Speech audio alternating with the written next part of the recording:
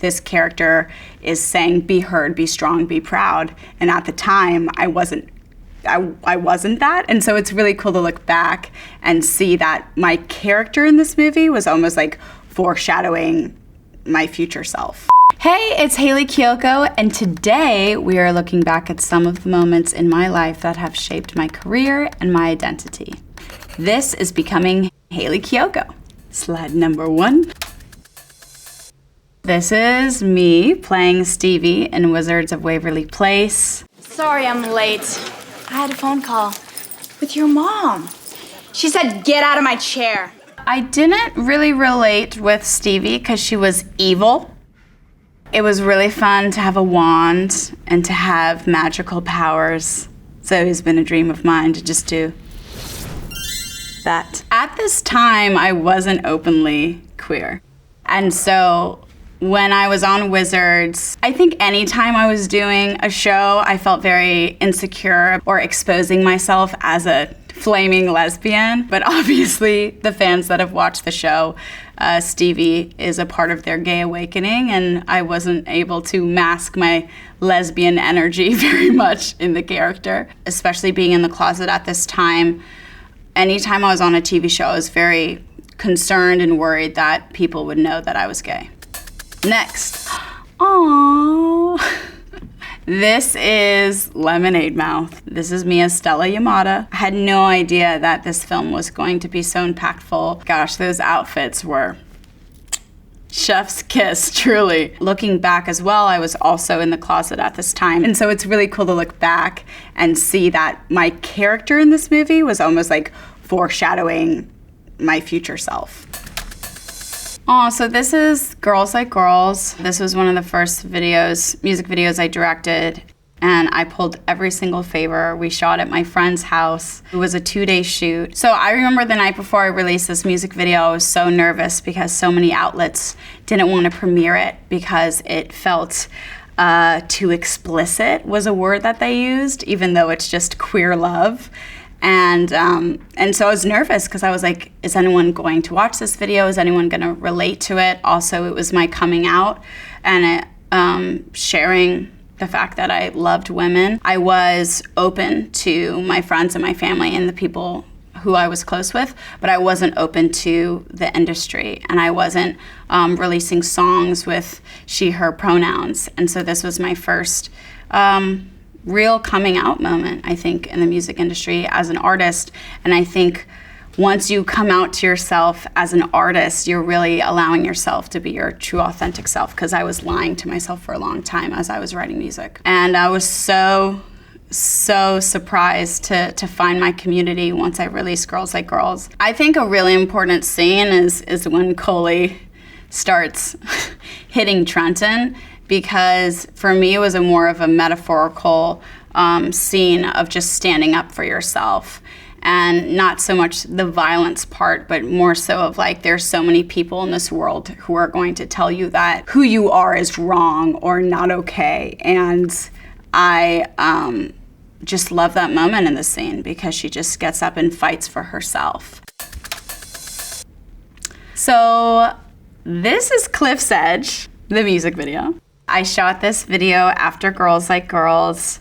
Obviously, I wasn't in the music video Girls Like Girls because I was afraid to be in it, quite honestly. Cliff's Edge was me kind of throwing myself in there, making out with a girl, pushing the boundaries for myself, and also seeing how far I was willing to go. And I was really grateful because after Girls Like Girls, I wanted to continue to direct, and one of my friends was like, hey, like, why don't you just direct this on your own? You can do this. And just having a friend or a peer saying, you can do this, you've always been doing it, gave me the courage to be like, you know what, I can do this. And I think that's really important in our community, to encourage one another to pursue our dreams, because society sometimes is saying otherwise. We were shooting in a lake, and it was freezing cold.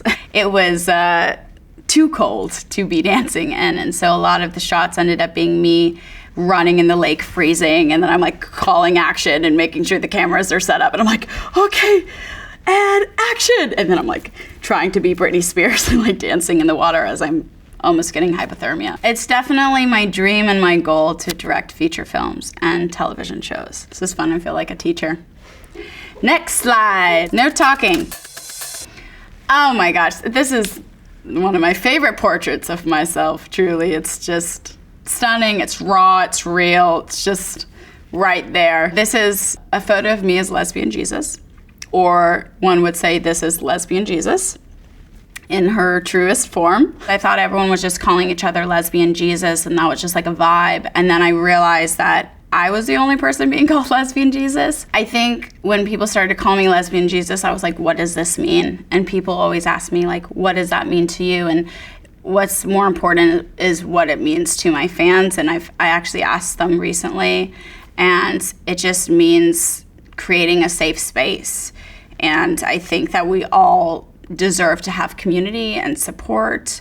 And so I'm grateful that my fans feel that way when they're listening to my music or they come to a concert. And I'm very grateful for this nickname, because I would not have been able to create this myself. And look at this gorgeous Photoshop. I mean, never mind, it's not Photoshop, it's a real photo of me.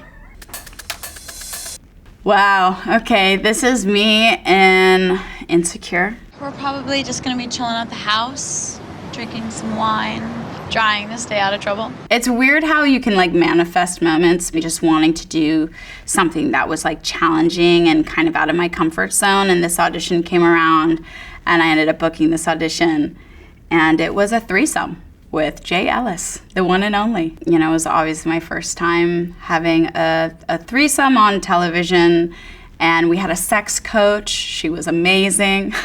Like, I would be doing something and the sex coach would be yelling like, straighten your back, or like telling me what to do, you know? It was a very interesting experience, that's for sure. I just get chills when I look at this photo because it just doesn't feel real. This is my Curious performance with Taylor Swift. I was touring with Panic at the Disco. We had tried to contact her team because I wanted to send her flowers and thank her for being supportive. And they were like, oh, she's performing at Gillette Stadium in Boston. She would love to perform Curious with you. Would you like to be a guest, like a surprise performer? And I was like, what? My body was like shaking. Like, I've never felt so much like adrenaline and nerves. And I also was so honored because she studied the choreography for Curious with her dancers and performed the choreography with me on the stage. It's just so surreal to even look at that photo, that was like a real thing that happened. Okay, so now we are in 2020. This is me as Queen Elizabeth on RuPaul's Secret Celebrity Drag Race. Ooh, I got a sweet tooth. How many calories are in that dress? And I won. I was so honored to have this opportunity because it was nerve-wracking and terrifying, and I learned so much about myself through the experience. Vanjie was my mentor, and I've always battled with like my masculinity and my femininity and like where I belonged, you know, just like on the spectrum and which box I belonged into. And obviously I didn't belong in a box, but performing in drag made me very uncomfortable because when I think of drag, I think of like feminine energy and just this like sassiness and excitement and confidence. And I've never really felt confident in my femininity. And so when I got into drag and experienced it, there were a lot of tears. There was a lot of fear. I'm so grateful that I had Vanjie to kind of help me along and be like, hey, drag, you can be anyone in drag. And drag is about emphasizing and igniting another part of yourself. It's not about being someone else. It's about being you and whoever you want to be. And so I think that it's definitely healed that relationship within me. And it was very therapeutic. I highly recommend it. I really do. So I love this photo. This is my gender-inclusive fragrance called Hue. Growing up, I had a really hard time hitting on girls or even flirting with girls or having conversations with them. But I would always smell really good. And they'd be like, oh my gosh, you smell so good. I'd be like, thank you so much. Are you in love with me? Smelling good was like a form and a way for me to have confidence when I lacked confidence. And so I really wanted to create a fragrance for my fans to be able to wear and feel confident, or help it support them embracing who they truly are, even if maybe they don't know who they are yet, or are exploring or discovering who they are. So, this is For the Girls music video, and that is my girlfriend, Becca Tilley. I had so much fun directing this music video. I'm a huge Bachelor fan and reality television fan and dating fan. Like, I just love all the dating reality television shows. Part of me has always wanted to be the Bachelorette. And so it was so much fun to shoot this. We had 15 queer contestants. Some of them knew each other, some of them didn't. I met with them over Zoom and was like, okay, you're gonna steal the rose, you're gonna do this, you're gonna do that. It was so much fun because they showed up on set. No one knew who was gonna play who. And we had these multi-cameras going and we just shot it to see what would happen. Becca gave me the initial idea to shoot a Bachelor-themed music video. And so I took that and ran with it. And then as we were like planning it and getting closer to the shoot, she was like trying to audition for like the drunk girl. And I was like, you can't do that. That's not your role. And I was like, but what if you show up, you know, in a limo at the end, like third time's a charm. I also didn't want to put her in a position where she felt like she needed to be a part of it because she hadn't, you know, she's been out like in her life but hasn't shared it, you know, on social media and all that stuff. It's important to respect that and do it in a way that felt right for her. And, you know, she's always wanted to be one of my music video girls, and I feel like this was the right one. So, also a photo that I truly can't believe. This is me with Madam Vice President Kamala Harris at her home. I got to have the honor to perform for her for the very first Pride event at the Vice President residence. I think anytime you're around Secret Service, you're like, your shoulders are a little higher. You're like, am I good? Am I good? Do I smell good? Okay, we're good. Like, I'm so grateful because my community and my fans created this opportunity for me. They have celebrated me for being who I am unapologetically, and I was able to be a part of this incredible Pride event, and I felt very honored to represent my community in that capacity.